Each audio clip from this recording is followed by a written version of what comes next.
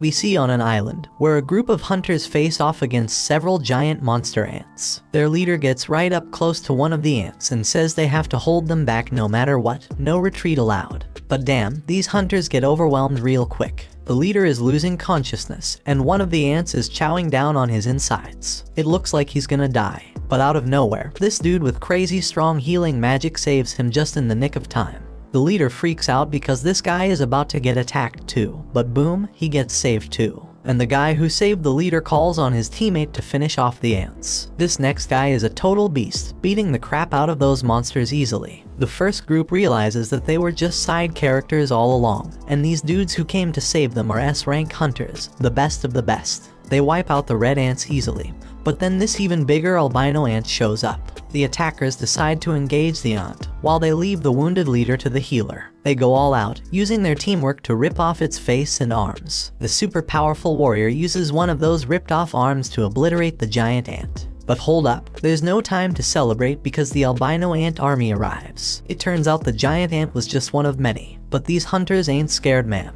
The mage guy powers up his lightning, and the brute dude goes into full-on Hulk mode, ripping his clothes apart with his massive muscles. You can see their crazy fight from the city, where this other guy named Choi is relieved they made it in time. Choi's got his hands full because the city's got a serious ant problem too. But he handles it like a boss and lights it up with some serious flames, leaving only the colorless ones. And he's got a team of exterminators to help him out. We then learn that over 10 years ago, portals that could connect to a different dimension suddenly appeared in the world. And guess what? All types of monsters come from the portal. Only folks with special powers, called hunters, can fight them off. The hunters are ranked based on their magical abilities, from S rank being the highest to E rank being the lowest. But here's the kicker, once their powers awaken, they can't get any stronger, no matter how hard they try. 3 years have gone by, and that construction site is now a dungeon raid spot. We see this dude grabbing some drink before he heads in, and one of his friends calls out to him. He's surprised to see him there since he heard that Park quit being a hunter. That was true, but then the economy smacked him in the face after his wife got pregnant a second time.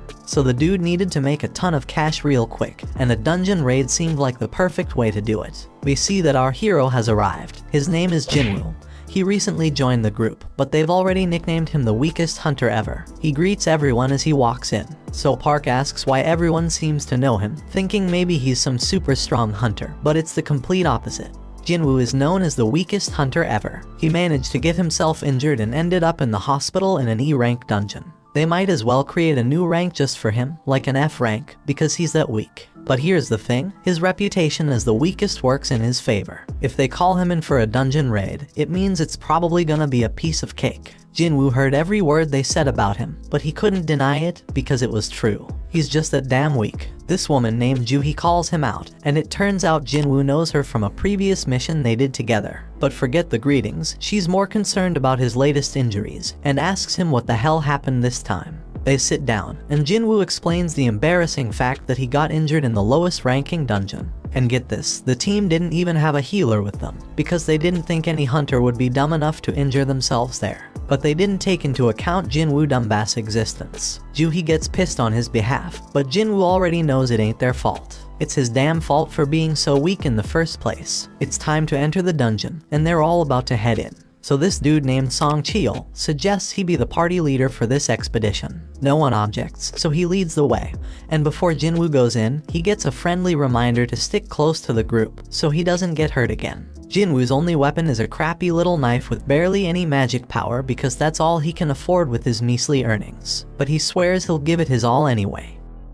In another place, there's this president of the Hunters Association named Juhi. He just finished a meeting with the government. They warned him about something called dungeon break that they needed to avoid. However, these same people demanded that they get the goods obtained from the dungeon. The members of the association make their living by selling the stuff they find in the dungeon, so Juhi doesn't have a problem with that request. The crystals they get from defeating magical creatures are called magic gems, and they sell them for money. Now let's go back to Jinwoo. Somehow, he managed to get his hands on a magic gem. Of course, he's thrilled about finally getting one, but he quickly has to defend himself against a goblin. When Jinwoo attacks the goblin, Jinwoo's blade shatters to pieces. The goblin stabs our hero, and instead of fighting back, Jinwoo just stands there screaming. Luckily, the big guy from earlier rushes past the useless girl and saves Jinwoo. While she heals him, Jinwoo can only watch as the rest of the team does all the work. We then find out that magic gems obtained from high-ranking magical creatures can be used to make more powerful weapons to defeat even stronger creatures. Mana crystals from the dungeon can also be used as weapons, but they're not nearly as effective as the magic gems. The government wants to use these items as a new kind of energy source. It's safer, more efficient, and causes less pollution compared to other types of power. It's like the perfect green energy, and the government is desperately researching how to generate electricity from these gems and crystals. Since these items can only come from the dungeon, hunters become incredibly valuable. Meanwhile, back in the dungeon, the team celebrates their victory after defeating the dungeon boss. Jinwoo must be the weakest person ever because he took a beating and Jinwoo is still healing him. She wonders why he even became a hunter if he's always getting injured, and thinks he's gonna meet his end one day.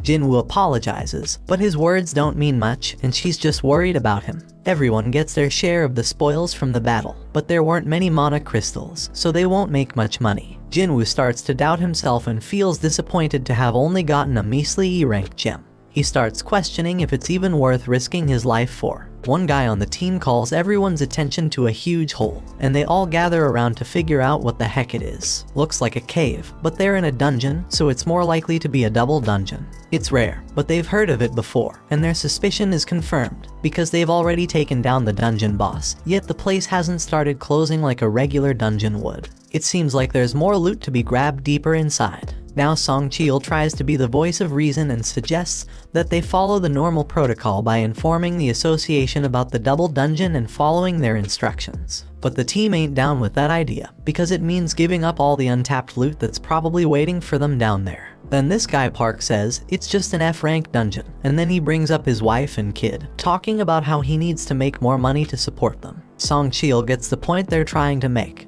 but he wants to hear everyone's opinions before making a decision. Each team member chimes in with a mix of approval for venturing deeper and the realization that this is a clear death trap. In reality, 6 voices are answering to go to the cave, while 6 voices want to turn back. That means someone needs to break that tie, and the only one left who hasn't voted is Jinwoo. The decision is left up to him, and he knows damn well that a D-rank dungeon is insanely dangerous for him.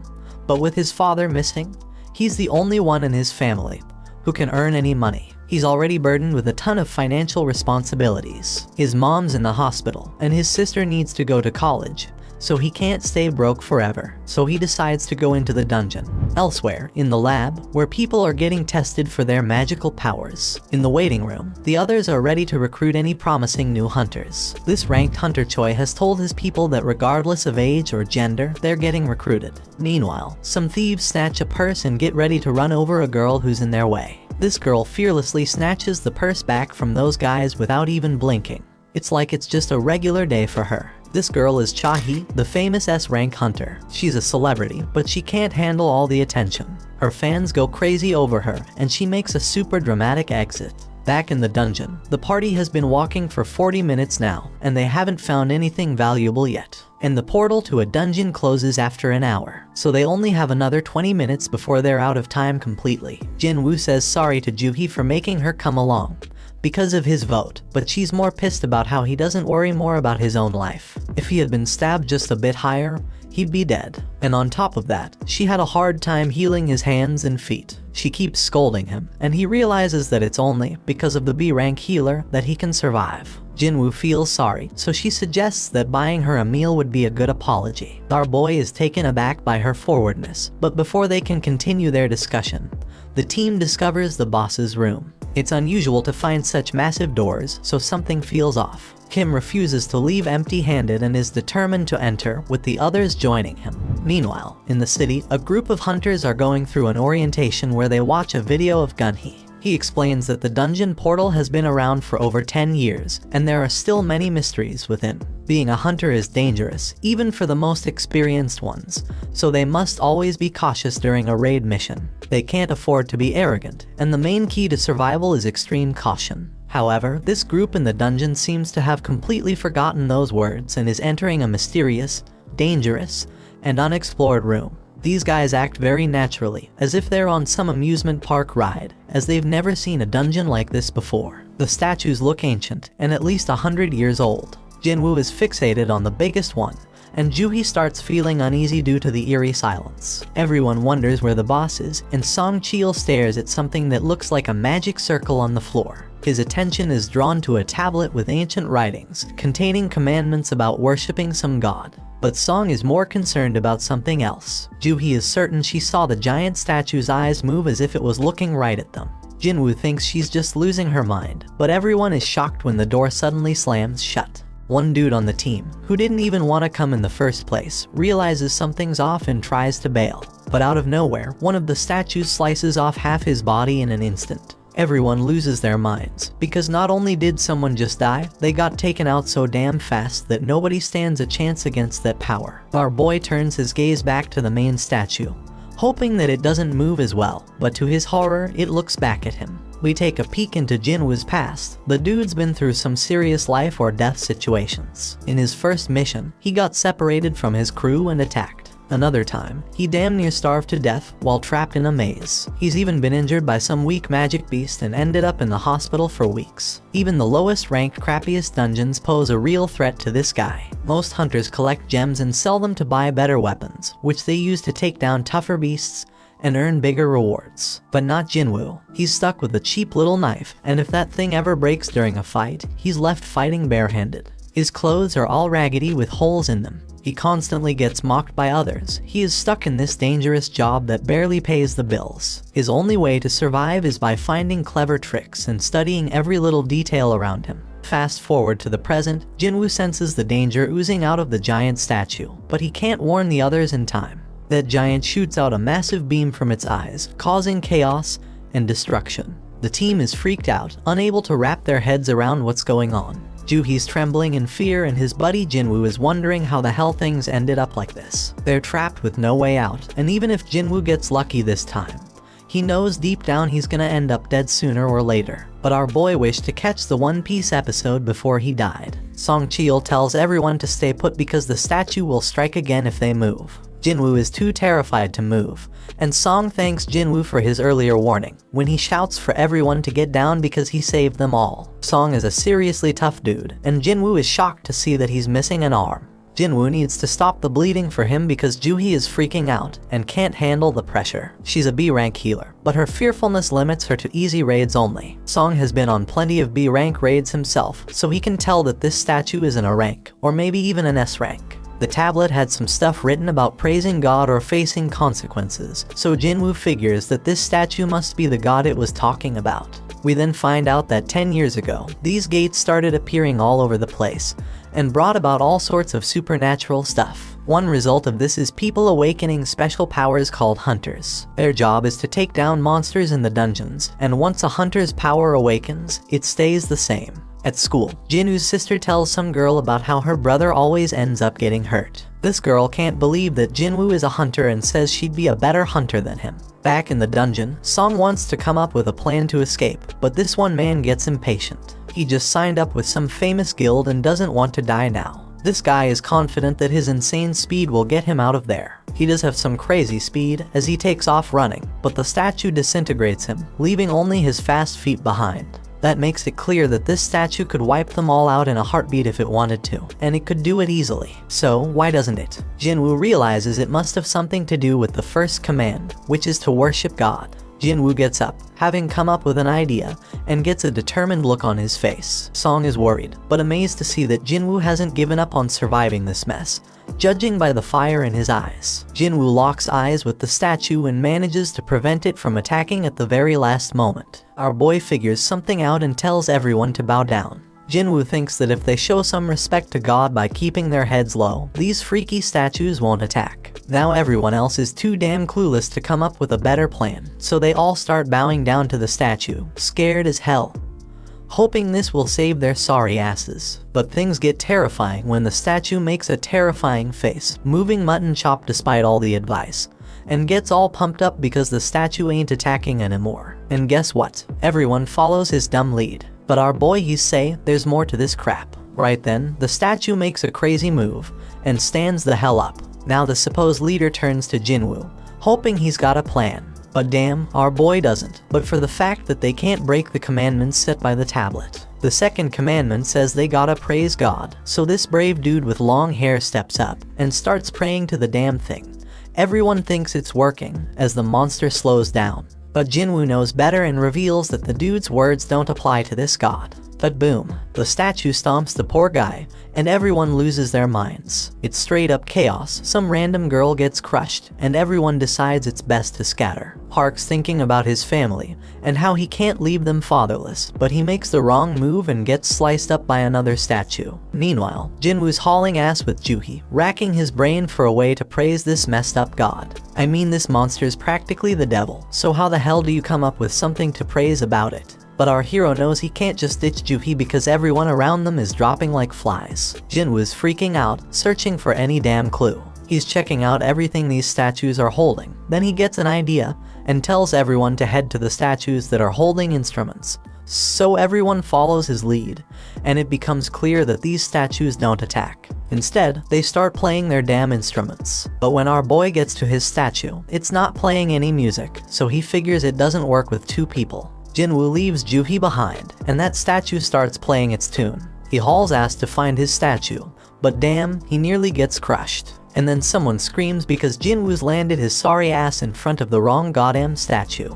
It slams its shield right on top of him, and Juhi goes nuts, screaming for Jinwoo. Our boy is still kicking, but he's in really bad shape, determined as hell not to give up. But damn, that giant's ready to finish him off for good. Jinwoo ain't ready to bite the dust, though even as that massive mofo stomps its foot down our boy. But guess what? Just in the nick of time, a statue starts singing, and we see Jinwoo made it to that statue just in the nick of time. He finally gets what it means to praise God, and the giant statue takes a chill pill and sits its ass down. Jinwoo tells Juhi he's fine, but she's shocked to see his foot ripped off. He tries to assure her he'll be alright, but she ain't having it. She's dead set on healing him, but her own body starts giving up on her. Everybody's in shock seeing how that goddamn raid went straight to hell. Some dude even tells Song that losing his arm was karma for leading them down this messed up path as their leader. Others think that's a bit too harsh, but Song takes full responsibility. But Jinwoo's way smarter than all these fools, because he knows there's no time for fighting because there's still one commandment left. Right then and there, the giant raises an altar smack in the middle of the room. Jinwoo knows them well from the legends, where they're used for offering treasure and sacrifices to the gods. The third commandment was all about proving your faith in God. Kim figures the sacrifice gotta be someone's life, and he couldn't think of a better candidate than their leader. They've all seen their teammates die, and Song's the one to blame. So Song steps up to that altar, but Jinwoo points out it ain't all his fault, since they all voted to come down there. Then fire pops up as Song approaches the altar, and he asks Jinwoo if there's something else he gotta do. Our boy, being the smartest and bravest of them all, asks the others to help him get to the altar so he can check it out. Jinwoo ain't thinking nothing bad's gonna happen to them, so they get him there, and what do they find? And they find that more flames appear. Song keeps pressing Jinwoo for answers, but he ain't come up with any yet. Song explains the gate's been open for a whole damn week, so the statues are about to start moving again before anyone comes to rescue them. Jinwoo remembers how it takes a full 7 days for a gate to open wide open, and that's called the dungeon break. When that happens, their beasts can cross over to our side. The main goal of these raids is to defeat the dungeon boss and shut the gate down before that time's up. So if they can't beat this boss right now, that damn giant's gonna come barging into our world, and that shit's straight up terrifying. Back in their world, Jinna goes to see Jinwoo's mom, and they start chatting. But damn, their mom is in really bad shape. In the dungeon, Jinwoo tells the scaredy cats of the group to come over to the altar. He predicts that they need a flame for each person. Once they do it, more flames pop up, and the damn door opens wide. They're all freaking out, thinking it might be a trap. And to their surprise, the other statues start moving towards them. Everyone is panicking, but Jinwoo keeps his cool and starts analyzing the situation. This freaking genius is something else. He tells everyone to keep their eyes on the statues because they won't move if we're watching them. Everyone follows his orders, and shockingly it works. Everyone's doing their best to keep their eyes on those terrifying statues, but then this one chick gives in to fear and tries to haul ass toward the door. As soon as she crosses the circle, her flame goes out, but she manages to make it out the damn door. Song Cheol can't figure out what the hell is happening. The door closed a bit, but the girl made it out alright. He thought we were supposed to stay in the circle, so naturally, he turned to Jinwoo for answers. Jinwoo's just as confused, but he starts analyzing everything again. Those blue flames have been burning out over time. One of the fire ones went out when that girl escaped. The first order was to revere, the second was to praise, and the third was to prove our faith. Jinwoo is damn sure that the door must be a trap. This situation is dangerous as hell, and it's messing with our heads, giving us false hope. It makes him wonder if this is some test of our faith in this god. Jinwoo gets thrown to the ground as the next dumbass decides to make a run for it, and the same shit happens. His flame goes out, the door closes a bit more,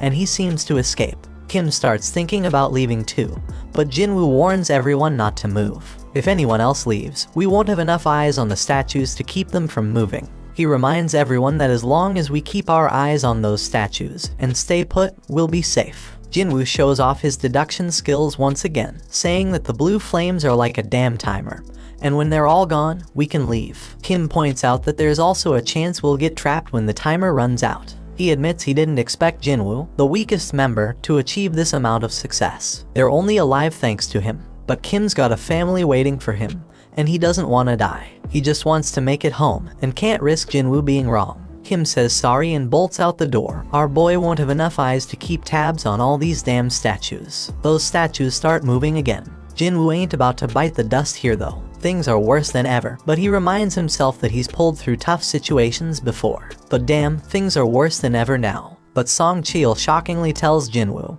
and Juhee to leave. He predicts that as long as one person stays by the altar, the door will stay open. And since Jinwoo and Juhee have some long lives ahead of them, he insists they should be the ones to make a run for it. Song Cheol wants Juhee to look after Jinwoo, but the poor girl's legs give. Things couldn't possibly get any worse, and Song realizes that Juhee must have pushed herself too hard to heal Jinwoo. Things have gone to the dogs, so Jinwoo tells everyone to leave him behind. Juhee needs someone to carry her ass out of there, and Song's the only one with 2 working feet. Juhee thinks she should be the one left behind, but Jinwoo reminds her about that lunch date they had planned.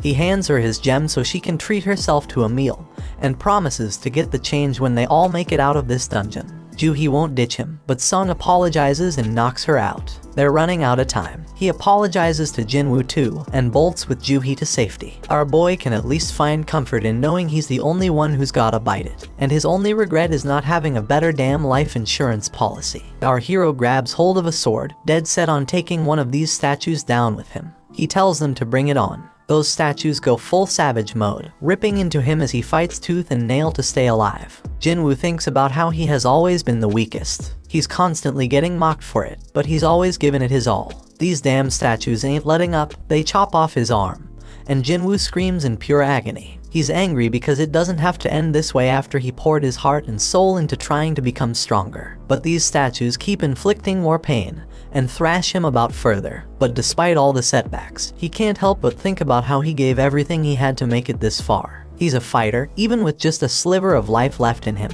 He's got this burning desire to let out a scream of pure anger, but he can't even do that as he is stabbed through the chest. Jinwoo's on the brink of death, but you can feel the rage coursing through his veins. He starts reflecting on how the first few people who ran away were just weaklings. They claimed they couldn't handle it anymore, but deep down, they were just selfish. Those fools were only looking out for themselves, and it's always the most selfish jerks who end up benefiting the most. That thought fuels Jinwoo's rage even further. He's got a family too. All he wants is to make it back home alive, just like those lucky ones before him. The pain is unbearable, and he starts wondering if it's a good thing that he's the only one who has to die. In his battered state, Jinwoo's mind starts wandering, and he realizes what a hypocrite he's been. He's struggling to catch his breath, desperately clinging to life. He doesn't want to die, but the final attack comes crashing down on him, and our boy wishes he could have one more shot. And just when it seems like it's all over, the final blue flame goes out, and this mysterious notification pops up out of nowhere. It turns out he's completed some secret quest called Courage of the Weak. It's offering him the opportunity to become a player. The catch is if he doesn't accept, the player's heart will stop in a fraction of a second, so no choice, and he hits that yes damn button.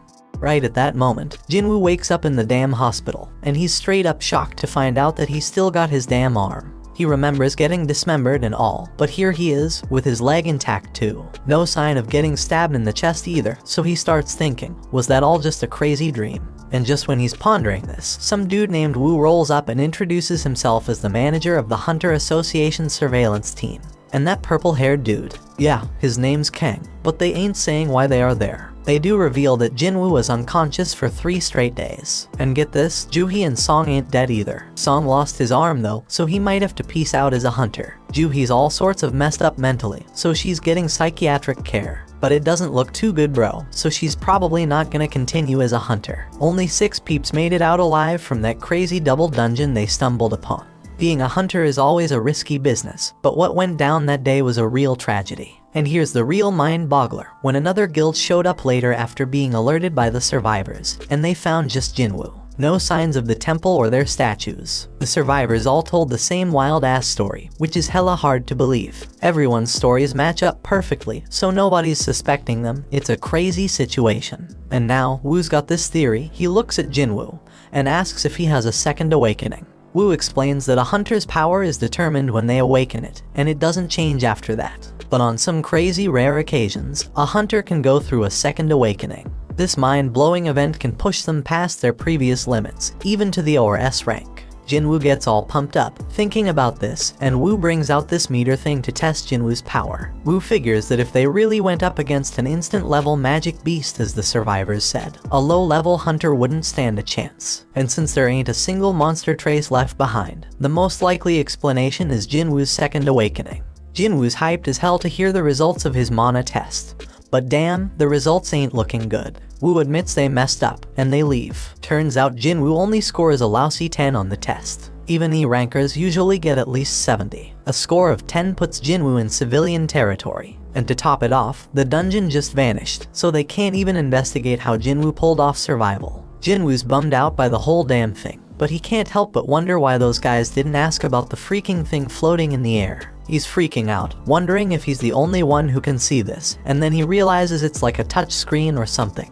Jinwoo remembers getting a message about becoming a player, but his sister interrupts his thoughts. She's all worried about him, so he apologizes and asks if she can see the panel. She can't see it, so he asks if she knows how opening messages in games usually work. Jinna thinks he's gone nuts, but our boy reminds her she used to be a gamer. She gives him the obvious answer, saying he just needs to check his inbox. Right then, a notification pops up saying Jinwoo has a daily quest, which is all about strength training. After Jinna leaves, our hero opens up a ton of these panels. They explain that the system is there to help the player get better, and if he doesn't follow it, there's gonna be consequences. They've also sent him some rewards, but Jinwoo has no clue what any of it means. Jinwoo accepts his daily quest, which sets out a bunch of goals like push-ups, sit-ups, squats, and running. But if he fails to complete the quest, he's gonna get penalized. Jinwoo starts wondering if this whole thing's a joke since he's stuck in the hospital and ain't got no energy for any of that crap. Outside, Woo tells the chairman that Jinwoo didn't have a second awakening. The whole incident's still a mystery, so they gonna mark it as a special case and look into it more. Meanwhile, Mr. Choi tells Cha-hee that she gonna be part of a B-rank raid as an instructor. This raid's gonna test and train the recruits, and he can't think of a better instructor than her. Cha-hee doubts her teaching skills, but Mr. Choi tells her to just fight like she always does, and everyone gonna learn from watching her. He goes on to explain that the Hunter Guild is one of the top 5 guilds in the country, but they ain't nothing special on the international stage. Hunters can't level up on their own, but they can improve their collective combat skills. Somewhere else, another gate opens up, and the observers are all like, damn, when are the hunters gonna show up? At the freaking hospital, Jinwoo falls asleep as the clock reaches midnight. Then a damn notification pops up, saying he didn't finish his quest, and suddenly the ground starts shaking like crazy. Jinwoo is frigging terrified when he finds himself in the middle of a damn desert, and to make things worse, there's this giant creepy caterpillar monster right in front of him. But suddenly another notification pops up, saying he's got a penalty quest, and he's gotta survive for 4 freaking hours. Back at the hospital, the nurses are all like, where the hell is Jinwoo? Because he's nowhere to be found. Little do they know our hero is stuck in some other dimension, running for his damn life. The giant caterpillar thing is closing in on him, and he's like, oh shit, because there's more than one of them. And if that ain't bad enough, Jinwoo still has 2 hours to get his ass back to the hospital. The nurses keep searching for him, they are all worried. Meanwhile, poor Jinwoo is running his ass off, knowing he's running out of time. The caterpillars are getting closer and closer, but just as the clock hits the deadline, Jinwoo finds himself back at the hospital. The notification confirms that he completed the penalty quest, but Jinwoo is so drained that he ends up puking and passing out. He gets another reward, but he's out cold and has no idea. Later on, Jinwoo tells his sister that he's healing up nicely and might be able to go home soon. So he gets dressed in his fancy tracksuit and heads outside. Over in another place, Juhi gets a request to join a raid, because some D-rank gate has shown up. The other guilds are busy, and Juhi can't bring herself to agree to go. On the other hand, Juhi gets some good news that Jinwoo has woken up from his coma. Juhi is all nervous and shit as she goes to visit him, but the nurses are like, he's running again, just like every day since he woke up. Outside, Jinwoo is thinking about how it's been 4 days since he woke up, and he's learned a few things. First off, those pop-up windows he's been seeing are for real, not some crazy hallucinations. And when he completes his daily quest, he gets 3 types of rewards. One is full recovery, which he uses now to shake off all that exhaustion from running. Then there are ability points, which he can use to boost his skills. Currently, our boy can totally feel the difference.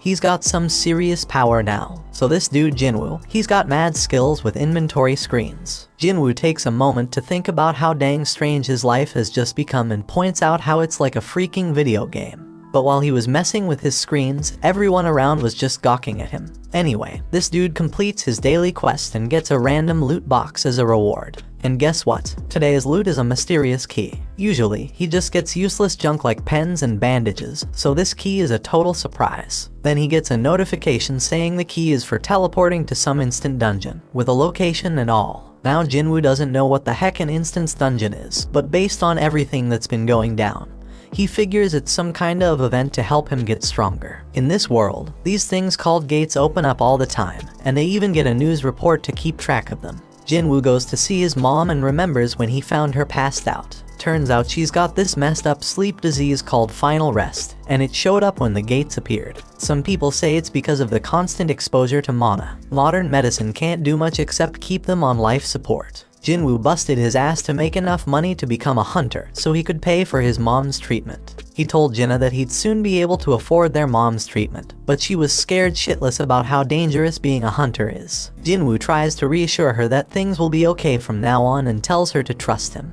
But damn, it's clear that he's useless in a fight, and he ain't getting nothing from the rewards because of it. But things are different now. Jinwoo's putting in work to train his body, pumping all his ability points into strength. He even shows off an apple that he's crushing to show his progress. This dude's dead set on getting stronger and ain't taking no shit. So he heads to the location from the key notification, fully prepared for whatever's coming.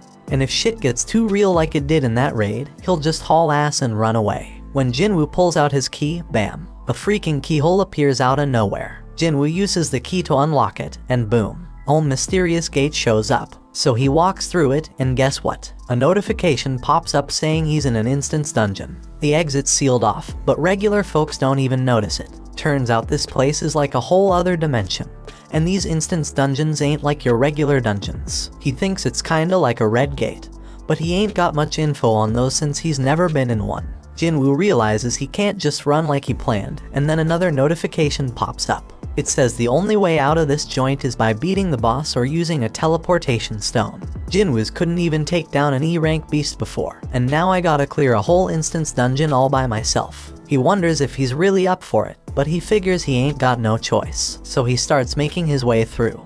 But damn, Jinwoo's confidence starts to fade real quickly. And it ain't without reason, because a bunch of goblins show up right in front of him. Jinwoo gets a flashback of when he got stabbed, and these goblins come at him. These little suckers are relentless, they're swinging and charging like crazy, but Jinwoo's doing a good job dodging and blocking them. But damn, he gets overwhelmed eventually. But you know what? Jinwoo gets pissed off and straight up stabs one of those goblins. He's feeling more confident after that, so he takes out the other two like it's nothing. Jinwoo can tell he's getting stronger, but out of nowhere, this beast shows up. It shatters his freaking dagger like it's made of glass. Jinwoo can sense this monster is way stronger than the goblins. As this creature stares him down, his legs freeze up. He's thinking, what the hell? Am I scared? Because he didn't think he was traumatized from the raid. But his legs keep trembling, and this monster starts its attack. Jinwoo barely dodges it, but it manages to scratch him. He ain't got no healer with him, so if he gets injured again, game over for him. This monster lets out a howl and charges straight at Jinwoo. Jinwoo is dodging like a ninja. He can't believe how damn light he feels. The monster tries to come at him again, but Jinwoo ain't taking that crap no more. He's done being a pushover and decides to throw a powerful punch. Damn, he can't believe how much stronger he feels after beefing up his strength. Sure, the monsters still got the upper hand, but Jinwoo ain't giving up without a fight for his damn life. His attacks ain't doing much though, so he's gotta focus on evading the monster's strikes. Now Jinwoo's at a loss for what to do next. He realizes he can't handle this alone, so he bolts because he ain't got no party or healer. All he's got in his bag is water and food, and he wishes he had a weapon with some magical mojo. But then, Jinwoo gets a freaking brilliant idea. He checks his inventory and pulls out a sword at the freaking last moment. And boom, he slices that monster in half with a sword. Jinwoo has no freaking clue how the sword ended up in there, but he remembers Kim saying he dropped 3 million on it. That's a weapon Jinwoo could never afford. But who the hell cares? It's an emergency, so he decides to make the most out of it. The pain from the fight is starting to fade, but then 2 more of these damn monsters show up. Jinwoo ain't scared anymore though, because he got his weapon. But damn, the sword gets stuck. He's panicking, desperately trying to yank it out while the monsters close in. Just in the nick of time, he manages to free it. Jinwoo kicks one of the wolves away, but damn, the other one's got some steel fangs. He kicks that sucker and tells it to find something else to chew on because he just got his sword. He takes down that monster, and now there's only one left. But Jinwoo's like, these things ain't nothing compared to the giant statue. Now all Jinwoo's gotta do is act tough, and the remaining wolf runs off like a scaredy cat. When he finally gets a break, Jinwoo realizes he's reached level 2, something that never happened with his daily quests. He figures it's because this was real combat, and he realizes all his stats go up by 1 when he levels up. So he gets 5 points from real combat, while daily quests only give him 3. Fighting is more efficient, no doubt about it. He ain't sure exactly how much 1 point makes a difference yet, but Jinwoo's certain that strength is the most important stat of them all. He's got it at 32 now, and he feels like he's walking on air. He thinks the higher his base abilities grow, the more points he'll gain. Our boy is more fired up than ever now that he's found a way to get stronger. So he goes to check the beast for essence stones, but damn, he gets items instead. Like in games, Jinwoo figures this dungeon, and the magic beasts inside are different from the ones in gates. And guess what? He's shocked to find out his system has a freaking shop, but his level is too low to buy anything. At least he can sell stuff though. The dude manages to get 20 gold from a tooth. Jinwoo ain't sure how much that's worth, but he remembers he's in an E-rank dungeon, so it probably ain't much. Now Jinwoo's thinking about what he's gotta do next. He can't bounce until he beats the boss, and he ain't got a clue where to find a teleportation stone. To make things worse, if he stays too long, he'll run out of food. He knows damn well he can't take down a boss right now, even if it's just E-rank, so he's wondering if he should level up first. Right then, Jinwoo's mind gets blown when a whole pack of wolves shows up. Jinwoo tells himself not to be scared because he already knows what dying feels like. This time, he charges straight at them wolves and starts slicing them up like a meat. Jinwoo promises he ain't going down easy, but he knows them wolves ain't gonna give up either. This dude's getting a little crazy because he wants the fight to last and be intense. He just wants to get stronger, so he's gonna follow all them ridiculous rules from the system.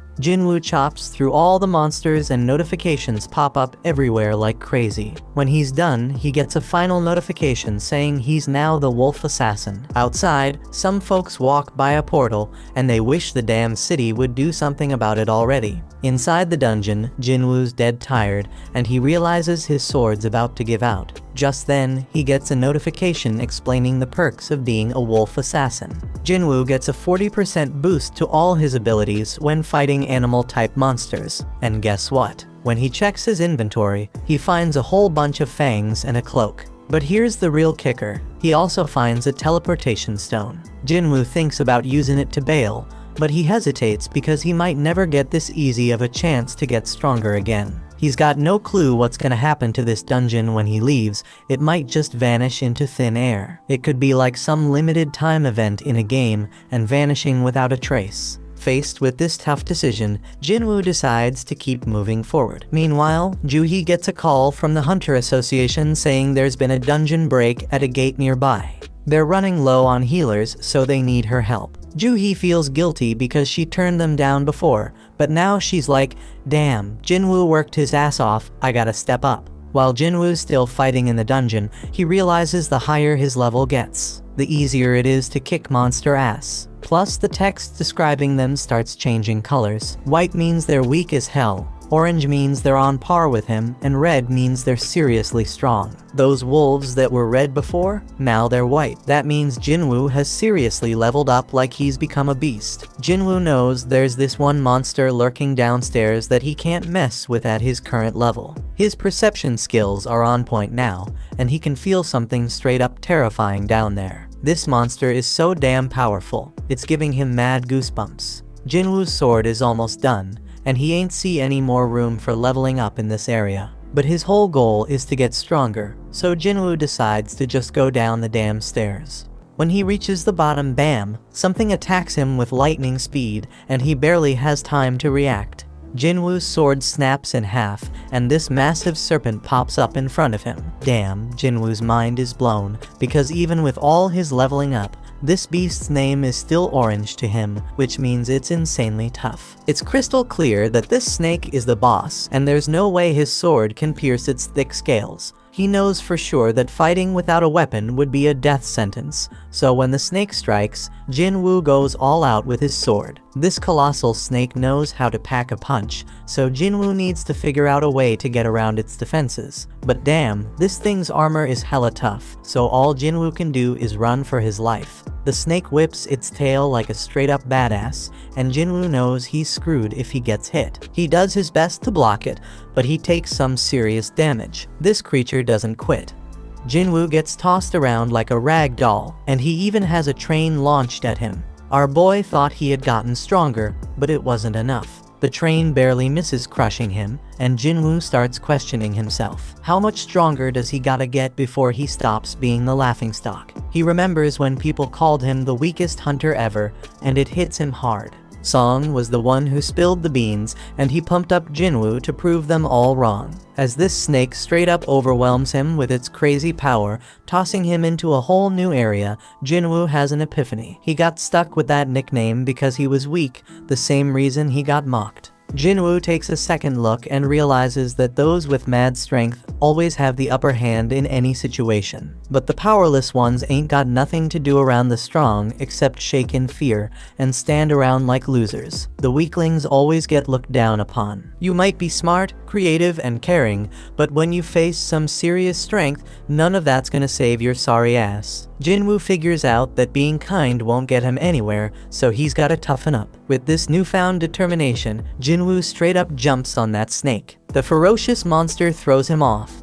but Jinwoo swears to himself that he'll get stronger, and suddenly his body starts glowing. Jinwoo dodges the snake again like a boss and strikes it with his sword, but he's even more determined now. He compares what he's feeling right now to the terror he felt during that raid, and declares that this is gonna be way easier than that day. Jinwoo pulls off this sick move, using his sword to ride the snake again, but then he tosses it aside all shaky, and grabs that beast with his bare hands. Jinwoo admits that he's been laser focused on boosting his strength ever since he got that leveling system. So he decides to rely on that now and starts crushing the snake's tough scales. The snake's trying to shake him off, but it's too damn late because Jinwoo knows he can kill that sucker. Jinwoo straight up demands the snake to die, using his crazy physical strength to defeat it. Then boom, he gets a notification saying he leveled up multiple times, and our hero bursts out laughing. He's like, damn, I really got stronger. We see the aftermath of this epic battle. Another notification explains that he just kicked the Swamp King's ass. He gets this badass dagger made from the serpent's fangs that's twice as powerful as Kim's sword.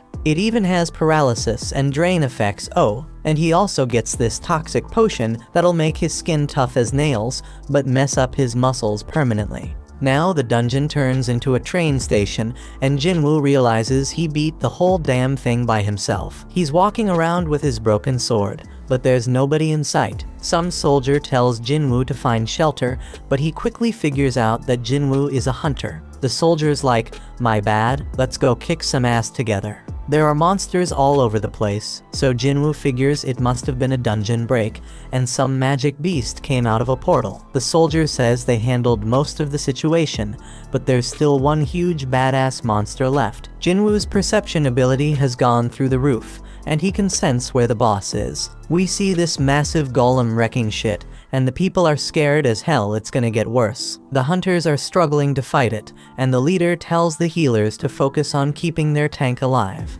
The healers are all like, "We're doing our damn job," and the tank wonders what the damage dealers are even doing. The damage dealers are giving it their all, but the golem's defense is insane. And to make matters worse, they don't have enough hunters who can use magic. Jinwoo expertly analyzes the situation and realizes that this group of hunters was put together in a hurry. No wonder they ain't working together. He uses his perception again and sees their ranks. 2 A ranks and 2 D ranks. One of those D ranks is a tank, which explains why they can't take down the golem. This battle's been going on for a hot minute, and then he checks out the healers and is shocked to see that Juhee is one of them. Juhee gets told by one of the hunters to pitch in and help. She reminds her that she's supposed to be a B rank healer, but then she snaps out of her fear and casts a spell. And the hunter's like, "Stay focused, girl." But poor Juhee can't shake off those creepy memories of the giant statue, so she loses her concentration again. Jinwoo notices she's still freaked out,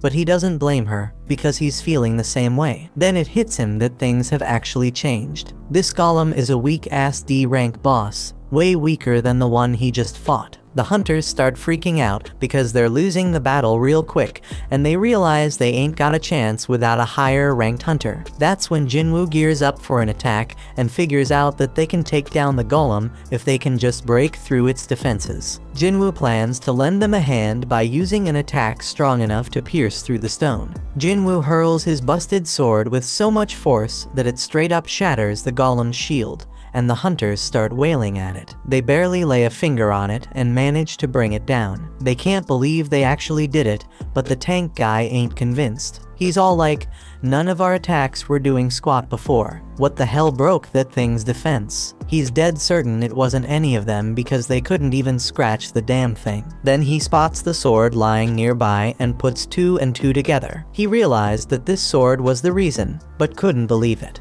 I mean, this was a boss-level golem that even 10 hunters couldn't touch, and now it's taken down by some old beat-up sword. He asks if anyone saw who threw the sword. The soldier explains that it was the fisherman they brought with him. But here's the kicker: the hunter's gone missing, and the tank stares in utter disbelief. This person had some next-level power, and he couldn't help but wonder how high-ranked this mysterious hunter was. Jinwoo dipped out of the area to keep his power on the down low, and he's like, "I didn't think one attack would do that much damage." Our hero might not even realize the extent of his power, because he figures the monster must have been seriously messed up before he struck. The battle's done, and Juhee's wondering if it was Jinwoo who came through in the clutch.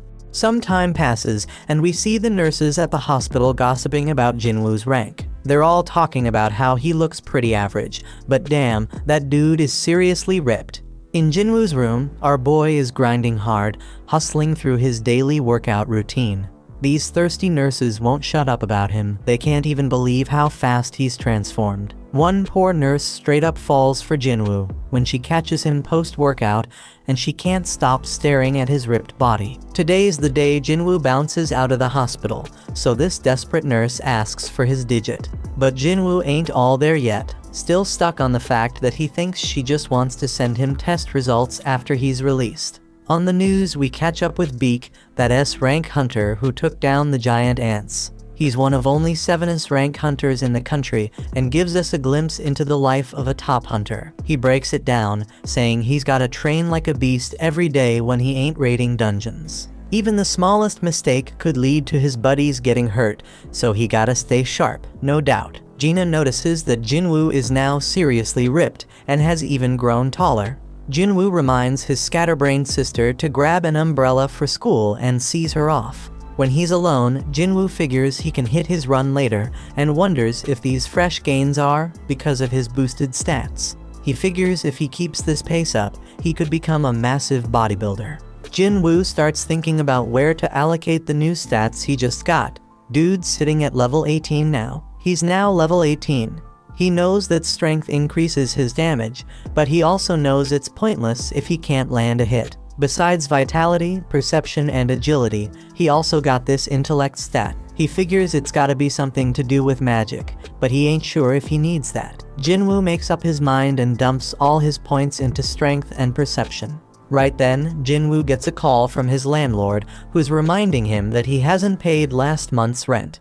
Lucky for our hero, he's gotten way stronger, and taking down goblins is a piece of cake now. That means making cash is easier, but there's one issue.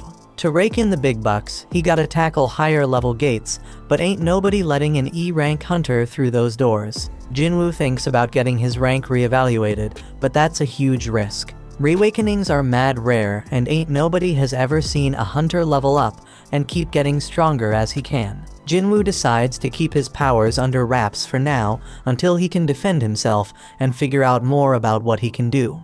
Then out of the blue, Jinwoo is shocked by a job listing and bolts off. The dude's hustling with his daily training to score some reward, and he links up with this hunter named Hung. Hung apologizes to Jinwoo because his crew thinks he's the weakest hunter ever, but Jinwoo plays it cool and lies, saying they ain't wrong. Hung explains they're heading into a C-rank dungeon, but they need at least 8 people to enter. They need Jinwoo to meet that quota, even if he's just an E rank, but Jinwoo ain't gonna do any fighting. Hung's like, you won't get no rewards either, but we'll hook you up with 2 million yuan. Our hero peeps the situation and sees they have 4 C rankers and 2 D rankers. Jinwoo agrees to join, and Hung explains that his gig will be to carry supplies. They must not have a healer because they gotta haul med stuff. Hung adds that it's tough for independent parties to snag healers. Jinwoo's a bit worried because this party's full of tanks and damage dealers, but he's like, screw it, I'll sign the contract anyways. A 20-year-old D-rank hunter named Leo was introduced, and Jinwoo figures he must come from a loaded family given his fancy gear. Leo wonders if Jinwoo can handle lugging around all the heavy supplies, but Jinwoo assures him he'll be fine. Leo has no clue that Jinwoo's a beast, and he's tripping if Jinwoo can handle carrying all that heavy crap. Leo starts spouting off about the president overseeing the construction site they're at, blabbering on about how the guy skipped town after swindling 900 billion yuan, leaving everyone astonished. They all roll up to this freaking massive gate and start thinking if it's really just some C-rank dungeon. Leo questions if they'll be alright, so Jinwoo explains that the size of the gate ain't that important. What really matters is the magic power flowing from inside. And that's what the Hunter Association uses to assign ranks. Anything above a B rank, the big guilds take care of, so this C rank joint shouldn't be too much of a challenge. Jinwoo knows all this because he's been a hunter for a while, but he realizes he ain't never actually tackled a C rank dungeon before. They step through the gate and use the light to check things out, but damn, they're shocked to find there ain't no magical creatures in there. Most dungeons are lit up with glowstones, but this one's pitch black. The darkness reminds Jinwoo of the entrance to that temple, so he starts telling Leo about all sorts of stones. There are these essence stones that hunters nab from magic beasts, mana stones that can be mined from dungeons, and glow stones that light up the damn caves. Jinwoo shuts down that chatty kid real quick and spills the beans about some crazy magic beasts lurking in this dungeon. They're keeping a low profile for now, but our boy's got a hunch. He figures these beasts are like bugs and tells everyone. Everyone freaks out when they realize they're stuck in an ant's nest and can hear those monsters getting closer.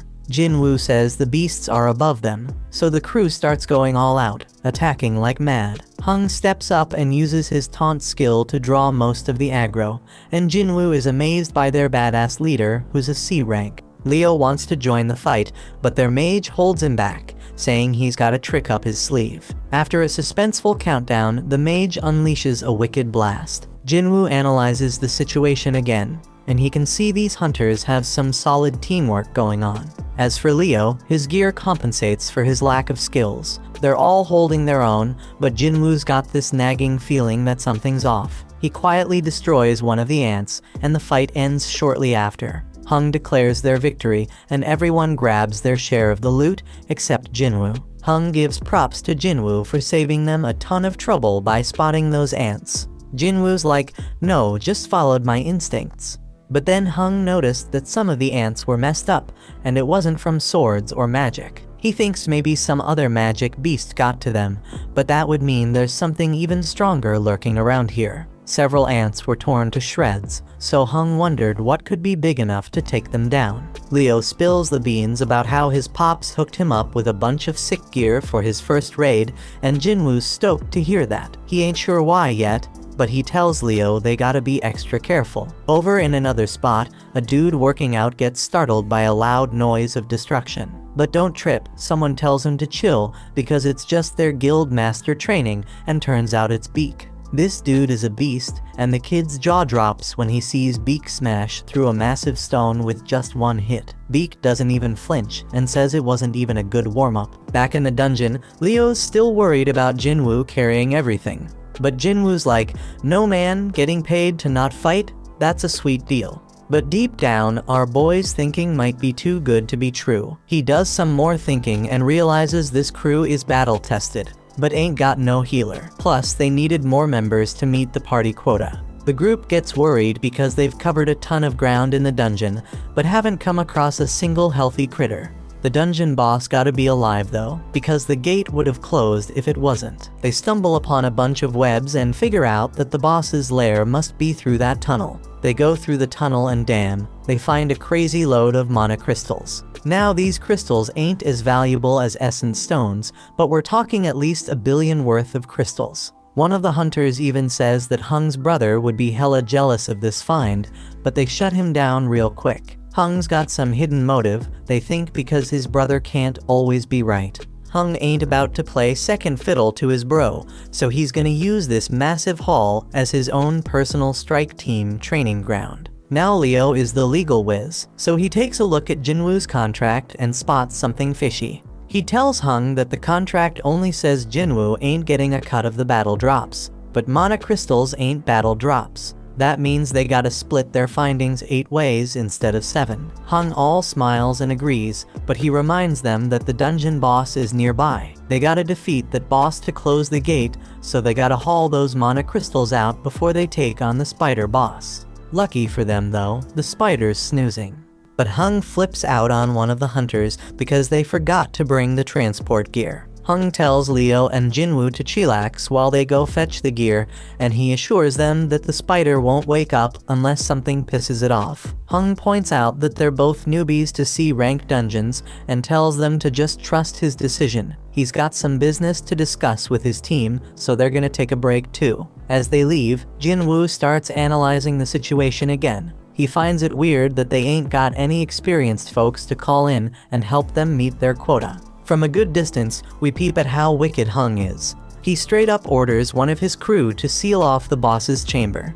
The dude follows through, and Leo realizes they got backstabbed. This is exactly what Jinwoo was worried about. He remembers how Song warned him that there are some real crooks in their line of work. Raiding dungeons is no joke. Accidents happen all the time. And in that chaos, crimes can go unnoticed. Ain't no security cameras in these dungeons, so as long as there ain't no survivors, there won't be no evidence. Leo is pissed that these dudes are really willing to throw them under the bus for some mana crystals. He's starting to regret even bringing up the damn contract. But Jinwoo ain't falling for it. They were ready to off them at any moment if they stepped out of line. Now their main concern is the boss that just woke up, and Leo tells Jinwoo to fall back. Jinwoo spots an exit, but he quickly realizes that Hung already knows about it. The spider's wide awake now, and Jinwoo realizes this C-rank beast is on a whole another level. But hold up, our boy ain't about to back down. He takes charge, telling Leo to stay out of the way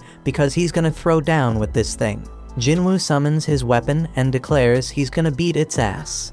When Hung's crew bails out of that dungeon, the mage is all like, why didn't they just take out those 2 newbies themselves? But Hung explains they couldn't risk waking up the spider, because they needed snoozing to grab those sweet mana crystals. He ain't worried though, because some dude with 0 experience, and the weakest hunter ever ain't got no chance against that spider. The plan is to wait for the spider to chow down on them and pass out again. They can't go in guns blazing, because it would wake the spider up, but Hung knows about this little path above the cave. Worst case scenario, the spider doesn't pass out after munching on the newbies. If their crew can't nab them mana crystals, their group will at least swipe Leo's gear, which is worth a fortune. Hung and the mage both agree they can't take on the spider themselves, and Hung makes it clear the spider shouldn't be slept on. That boss is straight up deadly, and it's just a matter of time before those newbies get smoked. Inside the dungeon, Leo tries to talk Jinwoo out of fighting the boss, because only a B-rank hunter could take down a C-rank dungeon boss solo. Even an elite level C rank wouldn't stand a chance, so Leo thinks they should bounce and find a way out. Jinwoo recognizes that Leo's right. Even though he's had a second awakening and leveled up, he still sees himself as weak. The Golem and Venom bosses were both D ranks, so this spider is on a whole another level. Jinwoo can't explain it, but he ain't feeling any pressure right now. He realizes he must have gotten strong enough to not fear C-rank bosses anymore. He's at level 18 and straight up claims he's got a shot at taking it down. Once he starts attacking that spider, he's like, well, the real hunt begins now. Over in another spot, this big shot named Gotu, the president of the Hunters Association, is exhausted from being stuck in a bunch of boring meetings. His driver offers to spar with him to cheer him up, and Gotu can't say no when a young buck looks up to him. Back in that dungeon, Jinwoo realizes the spider's skin is hella tough. Its attacks pack a crazy punch, and if Jinwoo gets tagged even once, he's a goner for sure. Leo closely watches Jinwoo's movements and instantly figures out that this ain't how no E-rank hunter moves. He's wondering who the hell Jinwoo really is, and starts questioning if he's some fake-ass ranker. Only a handful of hunters can control their magic power enough to purposely get a lower rank. Them folks are called false rankers, and usually they're psychos who get a kick out of killing. Leo's starting to regret going into that dungeon, and Jinwoo realizes he can't even put a dent in that spider's tough hide. Jinwoo's fatigue is skyrocketing, and the dude needs to wrap this fight up real quick. His dagger's got some sick paralysis and drain powers, so he figures that's gonna be his ticket to victory. Jinwoo's gotta target the spider's weak spot with those moves, but damn, he's hella surprised when the spider busts out an acid attack. Jinwoo's gotta close the gap, so he decides to use a cool new skill called Dash. He uses it to smack that spider right in the face, but his dagger's debuffs don't stick. Jinwoo ain't one to throw in the towel though. He decides to keep wailing on that spider as much as he can. Dude's pushing himself harder and harder, but his fatigue catches up to him, and that spider lands a nasty hit. Jinwoo's about to get squashed, but guess what? He remembers he's got a reward left from his daily quest, so he cashes it in and fully recovers. Leo's freaking out, thinking Jinwoo's a goner, but our hero ain't done yet. He lands another hit, and this time he straight up stabs that spider in the eye, getting those dagger debuffs going. Jinwoo ain't wasting this chance, so he stabs that spider over and over, keeping those debuffs going strong.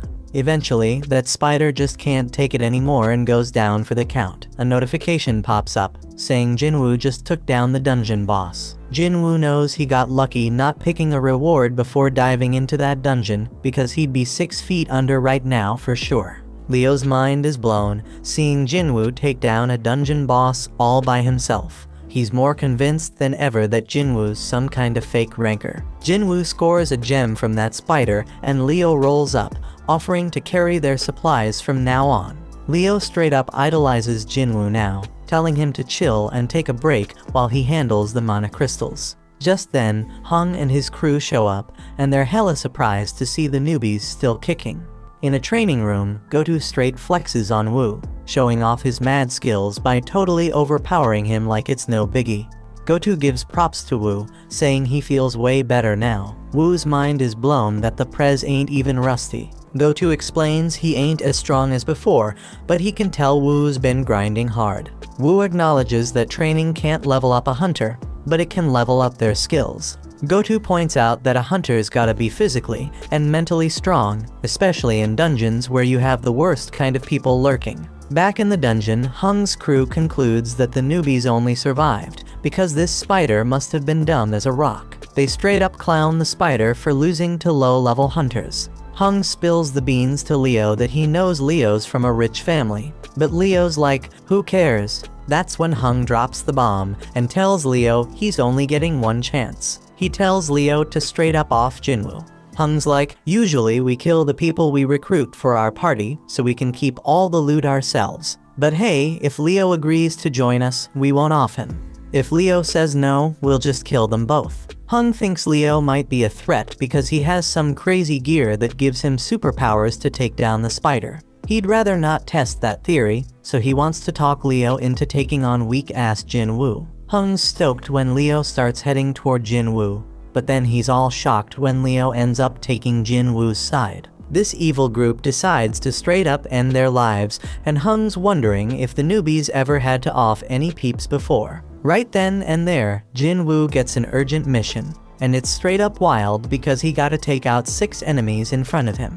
Now the gang decides to go after the weaker one, so the mage attacks Jinwoo. Leo's all worried about his new buddy, and freaked when he sees how messed up Jinwoo is. Meanwhile, one of the group members, Chahi, was told to brag about how amazing she was. They struggled with an rank beast, but she took it down in a flash. These girls feel lucky because they are in 2 of the sickest guilds around. After all, there are all sorts of messed up stories about the other squads, like those strike teams with crazy high death rates. Back in the dungeon, Hung's like, it's game over, Jinwoo's done for.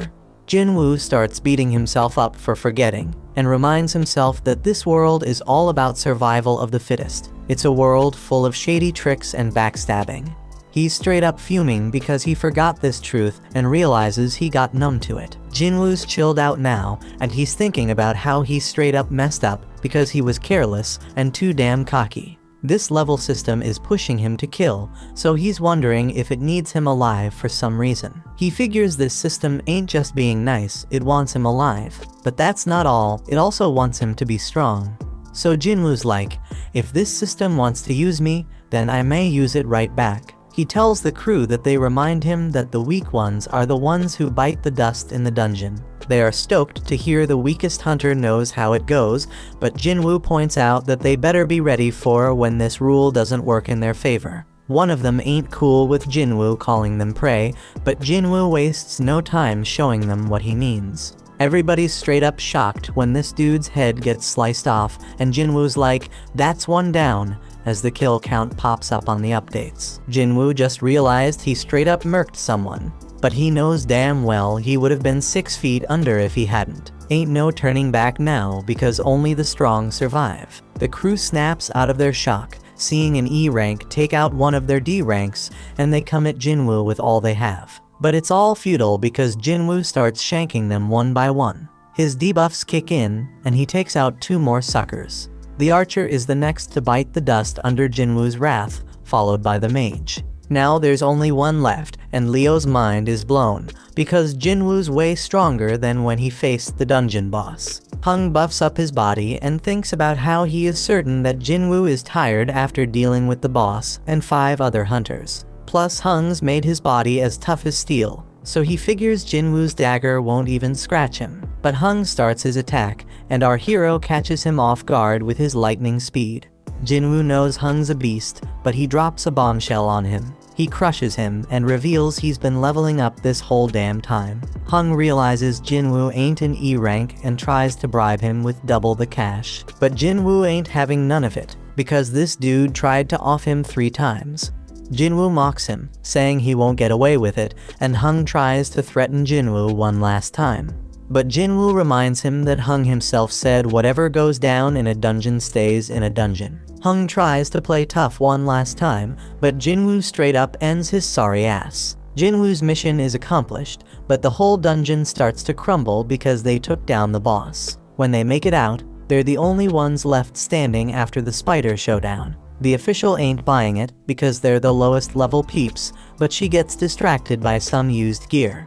Jinwoo can't believe he's getting rewarded for the bloody mess he just caused, and he realizes he gained a skill that scares the crap out of enemies and cuts their abilities in half. The no-nonsense official concludes that Leo survived because of his gear and assumes Jinwoo, the E-rank scrub, just hid somewhere. Leo gives props to Jinwoo for a job well done, and then it starts raining. Leo wonders if something's up, but the chill Jinwoo explains he's just happy he gave his sister an umbrella. Somewhere else, Woo gets told about this crazy incident where 6 hunters got wiped out. and only 2 of them made it out alive. It's pretty normal for hunters to dip when they're outmatched in dungeons, but he's hella surprised when he hears that these survivors actually took down the dungeon boss before bouncing. Woo straight up interrupts the dude before he can spill more, but then he gets hit with a bombshell. One of the survivors is none other than Jinwoo. Woo knows this shit involves the infamous Hung, which explains why he got dragged into this mess. Jinwoo rolls back home and lets his sister know that he's gonna cover their mom's hospital bills for a while. Gina thinks he must have scored big cash from his last raid, but she's like, hold up, bro, you ain't even injured. She figures he must have had a solid-ass team making it easy to take down the bad guys.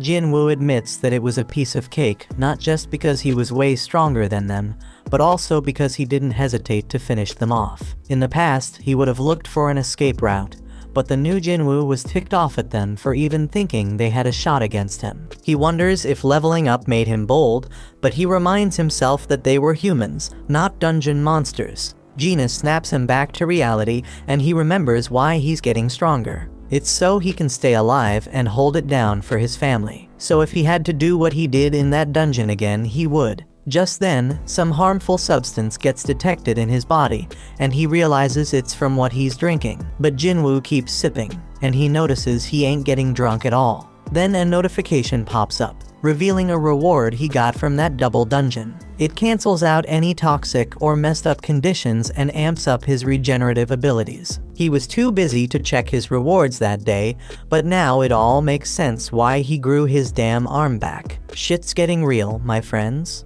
Later on, Jinwoo links up with Leo, who's all grateful for Jinwoo saving his ass. But Jinwoo's like, no kid, you don't owe me shit. Leo hasn't spilled the beans about what really went down in that dungeon, so Jinwoo ain't expecting any payback. But then Leo drops a bomb. He's putting together a strike team, but Jinwoo shuts him down before he can even ask him to join. Leo's begging Jinwoo to give him a chance, saying he just needs him for 19 raids. He spills that he wants to become a guild master, and to do that, he needs at least 20 raids under his belt. Leo's old man wants to start a guild for his construction company, and Leo's down to help however he can. Dungeons are mad dangerous, but the loot they hold makes it all worth the risk. It ain't just about mana crystals and essence stones, everything in a dungeon's got value. Jinwoo gets it. Having hunters raid dungeons for a company is a solid business move. Leo's dad wants an S-rank hunter as the guild master, but Jinwoo's hella surprised because there are only 7 rank hunters in the whole damn country. And to make it worse, the only S-rank who ain't already in a guild is Min, and that dude's retired. This means Leo's pops must be planning to snatch an S-rank from another guild. But Jinwoo warns him about that shit, because he's just gonna make enemies with the guild he takes them from. It's a risky game, my peeps. Leo switches up his game to convince Jinwoo and straight up tells him he gonna need some backup for their raids, especially if he wants to keep his power under wraps. And that's a genius move because it'll be way more convincing to his old man if he succeeds rolling with a low-rank hunter like Jinwoo who's playing pretend. Leo shows Jinwoo the building they're planning to use as the guild headquarters and says it's worth a crazy amount of money, like 30 billion yuan. That's some serious dough, man. Leo wants to give it all to Jinwoo in exchange for his help in completing 19 raids. Jinwoo would have been all over that offer in the past, but things have changed since he became the only dude who can level up. He's dead certain he can reach S rank, or maybe even higher the way things are going. But there's still too much unknown about his powers, and it would be too risky to team up with someone. So Jinwoo shuts it down and declines the offer. Leo ain't ready to give up just yet though. He promises to take Jinwoo's secret to the grave, but one look from Jinwoo sends chills down his spine, and he bounces. Meanwhile, Hung's younger brother Wang is super pissed about his brother's death and demands to know about the 2 survivors. His assistant Laura is straight up shocked when he asks what happens if he kills someone in another country, but she spills the beans anyway. If there's a treaty with that country, he gonna have a trial there, but if not, he getting sent back home to face the law. Wang wants to dip out there pronto, but Laura reminds him he has way too much going on, so he plans to deal with it later. He gives the survivors one more glare and just hopes they stick around long enough for him to take them out. The next day, Jinwoo hits the streets for a jog with his sister. Jinwoo asks her what she'd do if she had a crazy 30 billion yuan, but she can't even imagine what to do with that kind of cash because it's too damn unrealistic. When Jinwoo's flying solo, he notices his system counter keeps ticking even after he hits his goal. Gina catches up to him, but he already made up his mind to test how far that counter goes, so he takes off running again. He figures out it stops at double the goal, and after trying out all the tasks, the daily quest goes undercover. The reward for this gig comes with some straight up random loot boxes, but there's a catch: one's blessed and the other's cursed. Jinwoo ain't playing around, so he decides to roll with the blessed one for the day, and boom, he hits the jackpot. Homeboy scores another key, and it ain't just any key, it's the key to the Demon King's castle, and it is an S-level acquisition.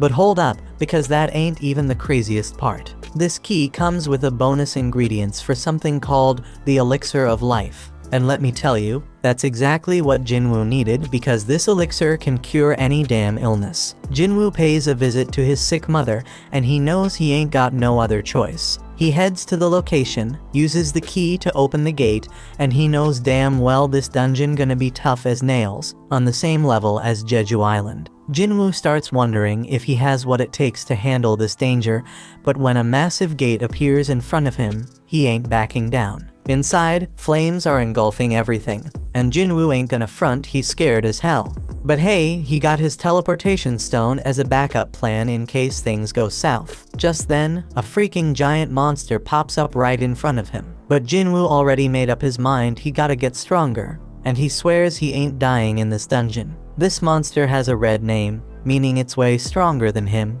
but Jinwoo has the advantage of being a wolf assassin. Our boy uses dash to close the distance real quick and starts wailing at the beast. But man, he barely does any damage, even with the bonus effects. Jinwoo tries to activate his murderous intense skill, but the debuff gets cancelled out. Our boy tries to hit the monster with his other debuffs using his dagger, but they get cancelled out too. This monster is straight up brutal as it tears into Jinwoo, and he's screaming in pain. Damn, homeboy did lose his arm, and his health is dropping like crazy as the beast straight up crushes him. He already lost a third of his life, but it gets even worse, because this beast unleashes its 3-minute rage skill, boosting all its abilities by a freaking 100%. The monster's attacks are coming at Jinwoo too quick for him to dodge, so he ain't got no choice but to use his full recovery reward to grow his arm back. But just when he thinks he's making progress and hurting the beast, turns out he's dead wrong, and he just keeps taking a severe beatdown. Jinwoo's HP keeps dropping as he gets straight up stomped on, but he manages to buy himself a bit of time by kicking dirt at the beast. And damn, his system keeps warning him like crazy, making it crystal clear that it doesn't want him to kick the bucket. The more this keeps happening, the more Jinwoo realizes this ain't your average reawakening. Jinwoo knows he is way over his head now, so he decides to bust out the teleportation stone. But out of nowhere, Cerberus shows up and knocks that stone right out of his hand. Jinwoo's in deep trouble now, because he only got a few more hits before he's done for. The dude's brain is working overtime trying to think of a solution, and just when he's about to lose hope, he remembers he got a shop in his system. He quickly buys 3 healing potions, but here's the catch: they only heal 100 health points each. The poison he gonna face from fighting the snake pops right up in front of him, and he realizes he has no other choice but to give it a shot. Jinwoo chugs that poison like a boss, so the system picks it up as a harmful substance and detoxifies it. It's a complete success because Jinwoo's muscles stay intact, and now he takes 20% less physical damage. Cerberus ain't playing around, and it lands a straight devastating attack on Jinwoo. But Jinwoo ain't giving up just yet, man. Homeboy declares he can still move, and guess what? The 3-minute timer on the monster's rage skill is up. The effects wear off, and now the damage Jinwoo inflicted on its eye starts taking its toll on the beast. Jinwoo seizes the opportunity and starts landing multiple attacks, finally making a dent in that sucker. The beast almost chomps him up, but Jinwoo somehow manages to hold it back. dude goes airborne, but that powerful monster smashes him right back into the ground. Jinwoo finds himself in a tight spot once again, with his health damn near depleted and Cerberus squeezing him between its teeth. But Jinwoo ain't done fighting just yet. He digs deep and keeps stabbing that beast, even as it tosses him around like a Zorro. Jinwoo keeps on attacking, pouring every ounce of strength he has into one final blow. And guess what? That's the knockout punch right there. Cerberus comes crashing down, and a notification pops up. It says Jinwoo has defeated Hell's Gatekeeper. Homeboy levels up several times and his wounds magically heal. Killing the Gatekeeper earns Jinwoo the key to the demon's castle. He figured that's what Cerberus was protecting, but then he gets hit with a mysterious notification. It's the recipe for the elixir of life, and it requires 3 ingredients found in the castle. Jinwoo's fight with Cerberus gives him a clear idea of his current strength, and he realizes something. If he were to venture into the demon's castle right now, he'd be 6 feet under for sure. Jinwoo concludes that he can't do it just yet, but he makes a promise he gonna come back real soon. After that, Jinwoo heads over to see his mom and wonders